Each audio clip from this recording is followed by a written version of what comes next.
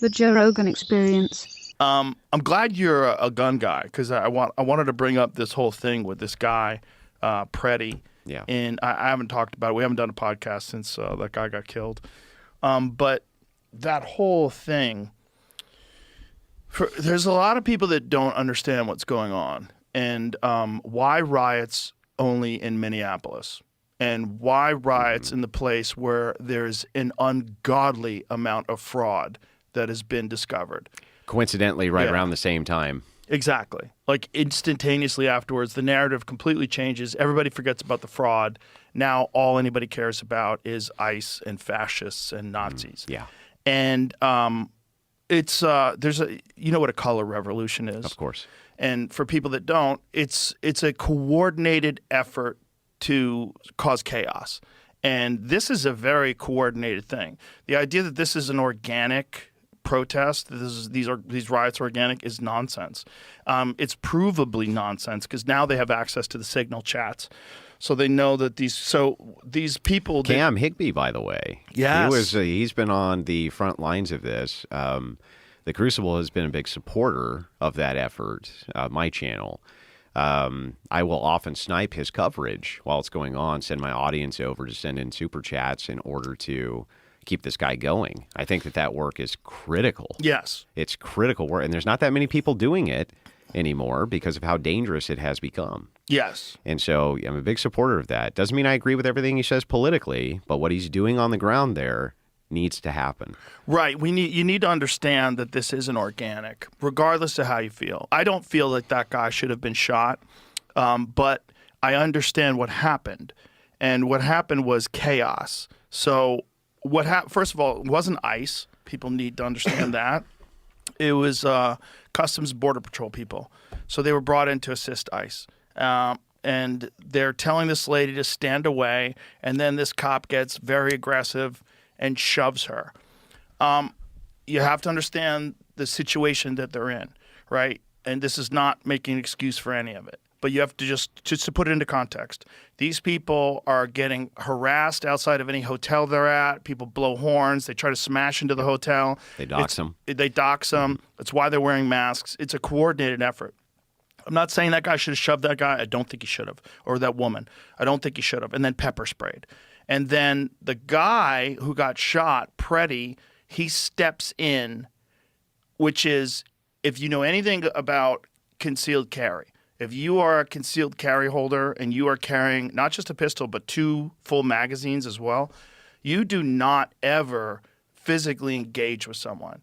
You also are supposed to carry your license on you, and you're supposed to have ID on you. Mm-hmm. All right, and you're trained yes. specifically for this, by the way. I was a CPL instructor for years. Okay, so and you know about it. The thing is, there's a framework here, if you don't mind if I add to your framework. Please. The framework here is this is a mathematical formula. So I've been following these extremely closely live and looking at how this is done. Let's go backwards in time. You remember what was going on in California. Nobody died in California. There was an ICE raid on a Home Depot, and they went nuts. And they started smashing police cars. They were starting fires, right? This was not over somebody dying. And now the narrative, they're trying to make the narrative shift. The Gestapo's in here, murdering American citizens. Well, and what was going on in California then? Because there was no American citizens getting murdered there. What was going on there was they did an ICE raid in a Home Depot, which anybody who's been to California knows that it used to be that you drive down the street and they would all hang out in front of the Home Depot and you'd say 2. Right. And they'd hop in the truck and you would, Get they would laborers. go, they were day laborers, right?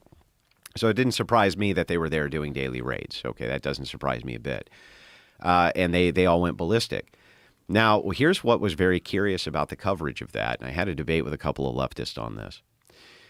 What I saw was what looked to me to be a police stand-down order. There was people who were breaking into, I don't remember if it was an Amco or a 7-Eleven, but they were busting into it, and the cops were on the side corner watching this go down and didn't do anything.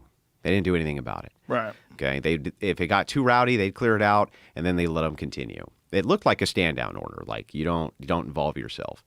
Well, what I think these guys have figured out is a mathematical formula, and it works like this. If the local police are not going to protect the federal buildings, then it's left to the federal police to do this, right? In this case, ICE is going to protect its own buildings. The FBI is going to protect its own buildings. If the local police aren't going to protect it and it's surrounded, then who does the protection then? And this is why Trump, he unleashes the National Guard, but where? To those federal buildings, to protect those federal buildings. That was the whole point of it. And basically anytime he's unleashed the National Guard that I've seen, it's to federal buildings to protect them. And so the mathematical formula works like this.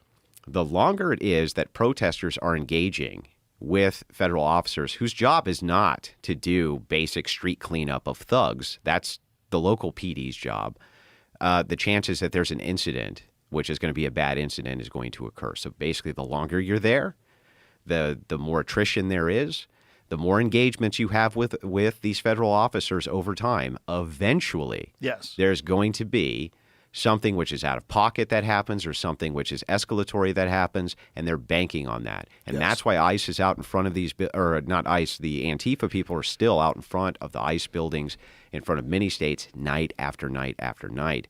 And it's designed specifically to make sure, it's just a math formula, right? The longer we're here and the less the local PD involves itself, the more chance of incident between federal officers and us. You're knocking steel against flint. Yep. Yeah. You're Waiting for the fire. You're waiting for sparks. And in this particular instance, this guy clearly had been very involved. I don't know if he was a part of the signal chats, but when you go to what's supposed to be a peaceful protest and you're fully armed like that with 2 magazines, it's kind of crazy, right? Like, why do you need so many bullets? Now the Like, libs are all pro-Second Amendment, too. that is wild. That's all absolutely pro-Second wild, Amendment. which I'm for. He had every right. He didn't last month, but Right. Okay. I like it. I like Yeah, where it's sure, going. I sure. like that because that's kind of a trap. Did you see what MSNBC did to his image? Yeah. Where they gussied Basically it up. did the opposite of what CNN did to me. You know, CNN during the COVID times turned me green, and they made me ugly and look like I was dying, and they made him handsome. Yeah. So people would be more sympathetic to him course. getting shot, which is kind of wild. Like, are ugly people less valuable to MSNBC? Less Like, marketable. That is crazy to me. Like, look at the difference. Yeah. Look at the difference. They shortened up his face. They gave him a little bit of a tan. They widened his face a little bit, it seems like. They just made him a little handsomer. Yeah. A little hotter. They gave him a bit of that Chad jaw, didn't they? They shrunk his nose a little too, Yeah. didn't they? Yeah, they did. did. They shrunk his nose. Yeah. Gave him a little bit of a handsome jaw. So he looks like an Even American. made him. If you look at the shoulders, it even looks like they may have plumped up the shoulders there a bit. a little bit. Yeah, the Yeah. one on the right looks like he's a little plumper. Yeah. Yeah. Yeah, they changed the tone of the color. Wild. I mean, they changed his fucking teeth, man. Communist News Look, Network. they gave him veneers. Yeah. Look at the difference in his teeth. He's a much more handsome guy. Like, that one on the right is like the handsome brother.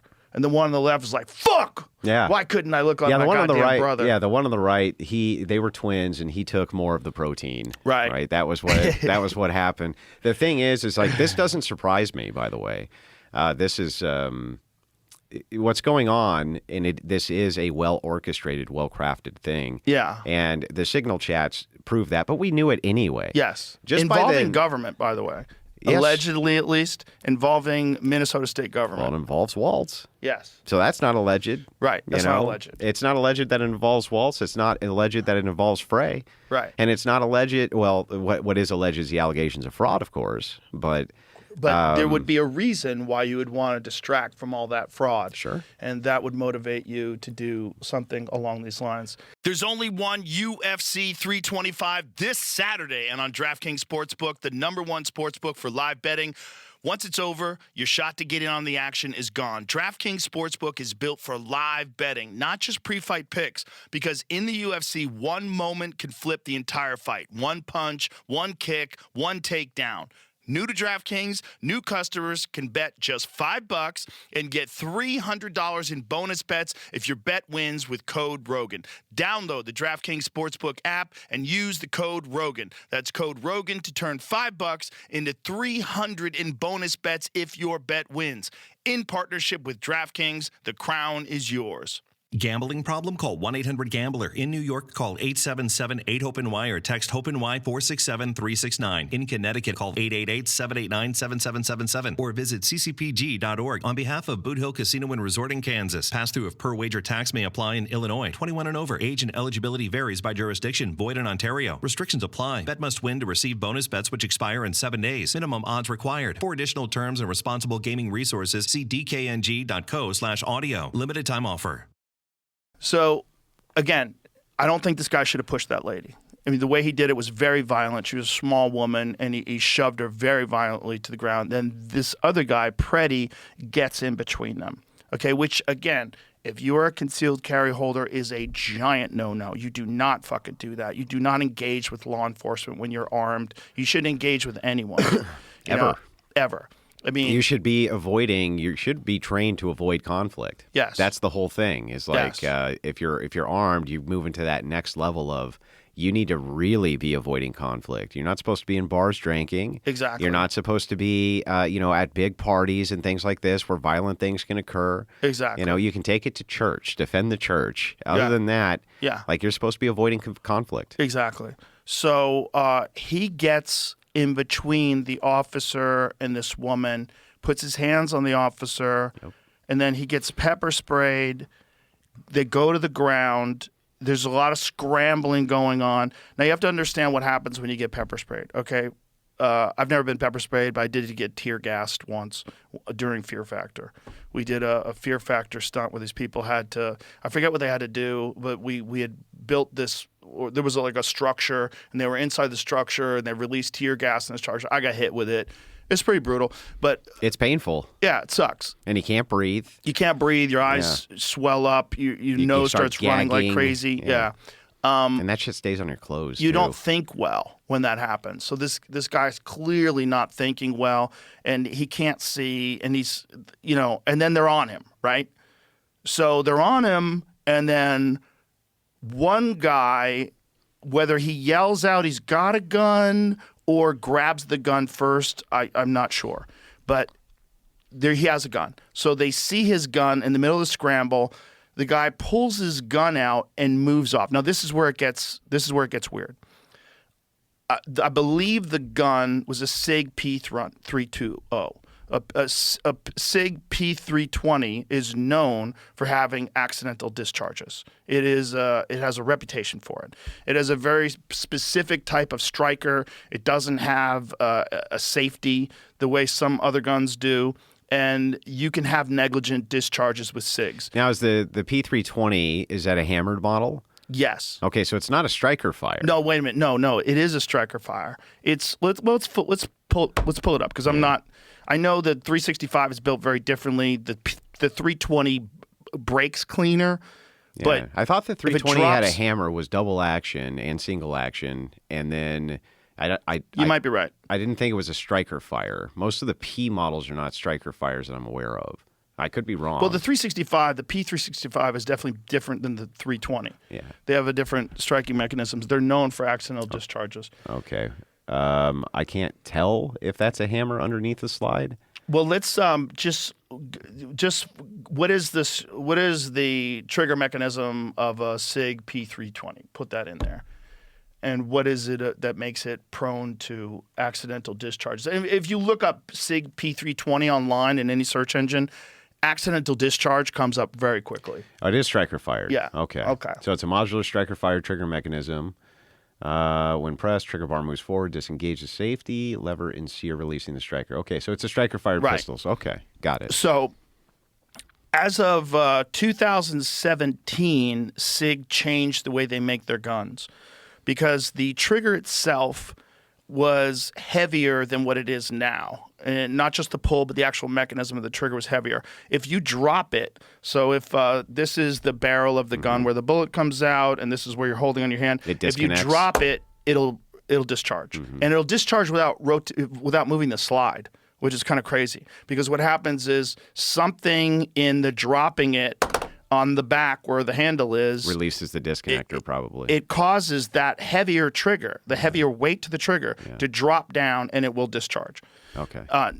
As of 2017, they made the trigger lighter, and it doesn't do that anymore. Okay. And there's a whole YouTube video where this guy explains it and shows that you can do it with the older models. If you drop them on their side, they don't do it. If you drop them barrel first, they don't do it. But if you drop them handle first and it hits the back where you hold it, where the the what is it called? The beaver tail the gun sits. The internal hammer drops and bang. Exactly. Got and it. it's one of the only guns that does that. Yeah. And so much so that I believe, you should search this, I believe the Dallas Police Department stopped issuing them to their officers. See if that's true before I go further, because I don't want to get into any legal weeds here. But I have one. I have a 320. I've never had a problem with it. Here it is. Dallas Police suspends use of pistol manufacturer. Okay, yeah. And it's because of that. So what are these chambered in? 940? it's 9. 9? They're 9s. But so that's the gun this guy has. Mm-hmm. So when this CBP officer grabs his gun, he was moving off, and it appears, it's very grainy, the video. It appears there's an accidental discharge. Now, you can make an accidental discharge of this gun without touching the trigger. If there's any kind of pressure on the trigger, if it is a modified trigger, if there's anything that engages with it, even a slight amount, and you move the slide at all, that gun will go off. And there's videos of it online. You could find videos online.